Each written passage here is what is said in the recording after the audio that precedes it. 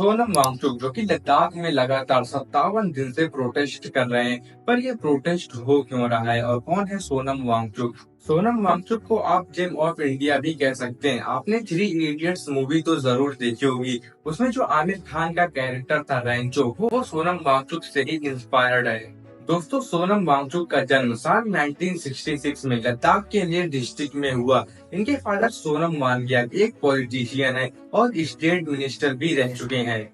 9 साल की एज तक सोनम वांगचुक स्कूल ही नहीं गए क्योंकि लेह का एजुकेशन सिस्टम सही नहीं था। 9 साल की एज तक सोनम ने घर पर ही बेसिक एजुकेशन किया। 9 साल के बाद सोनम श्रीनगर के एक स्कूल में एडमिशन लिया। 1977 में सिर्फ 11 साल की एज में सोनम अकेले ही दिल्ली चले गए और अपने तरीके से पढ़ाई की और AIEEE का एग्जाम क्लियर करके NIT श्रीनगर कॉलेज में एडमिशन लिया और वहां से मैकेनिकल इंजीनियरिंग की। सोनम ने 2007 में फ्रांस जाकर आर्किटेक्चर की पढ़ाई भी की।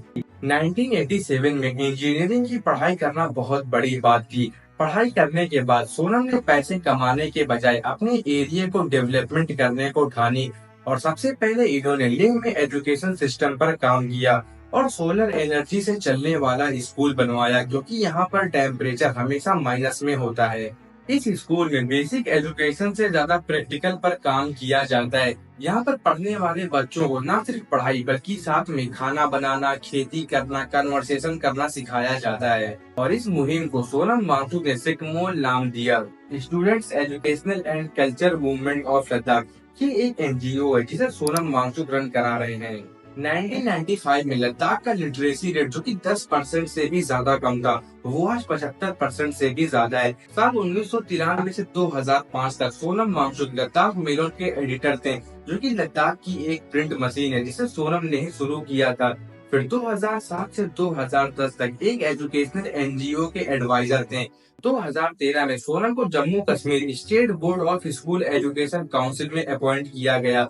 2016 में वांगचुक ने फार्म स्टे लद्दाख प्रोजेक्ट शुरू किया, जिसमें टूरिस्ट लद्दाख के लोगों के साथ मिलकर रहते और उन्हें करीब से जानते थे।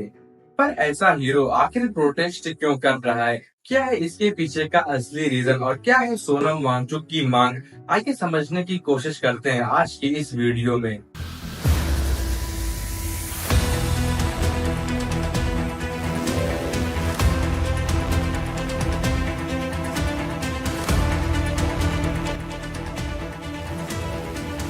अगर आपको लगे कि सोनम वांगचुक का मुद्दा सिर्फ लद्दाख के लोगों के लिए है, तो ऐसा नहीं है। ये मुद्दा पूरे देश का है। लद्दाख इंडिया की सबसे खूबसूरत जगहों में से एक है।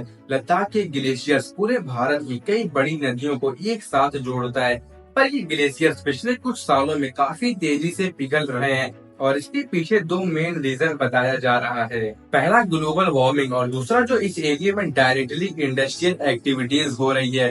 ग्लोबल वार्मिंग से निपटने के लिए सोनम ने लद्दाख के लोगों को ही कहा है कि लोग कंजप्शन कम करें। कम कंजप्शन मतलब कम प्रोडक्शन, दैट मीन्स कम ग्लोबल वार्मिंग।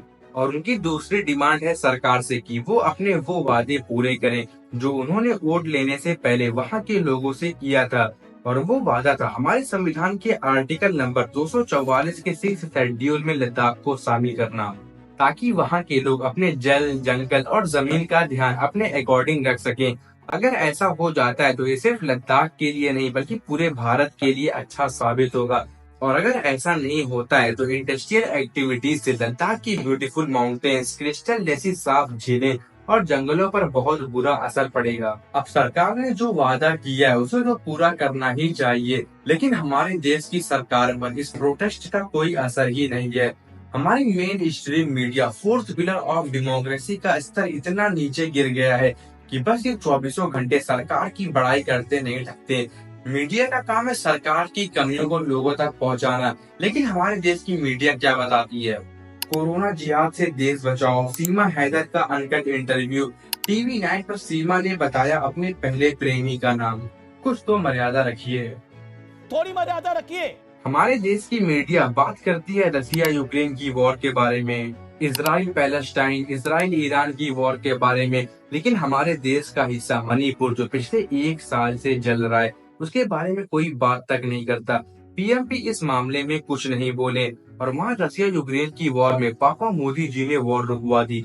मैंने कहा था ना, कैसी भी सिचुएशन हो, मोदी जी हमें घर ले आएंगे और रुकवानी पापा। और तो मोदी जी दूसरे देश से ज्यादा अपने देश और अपने देश के लोगों की परवाह कीजिए। कुछ यूट्यूबर्स की वजह से हमें इन सब चीजों के बारे में पता चलता है। फॉर एग्जाम्पल ध्रुव राठी, कुछ लोग कहते हैं कि ध्रुव राठी ब्रेन वॉश करता है, पर ब्रेन वॉश ध्रुव नहीं बल्कि ये मीडिया कर रही है, जो दिन भर अपने न्यूज चैनल पर बस हिंदू मुस्लिम अपोजिशन को गलत बताना, ओवरऑल देश को बांटने वाला काम कर रही है। बाकी आप खुद समझदार हैं।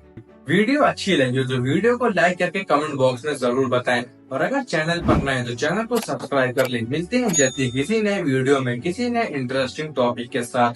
जय हिंद।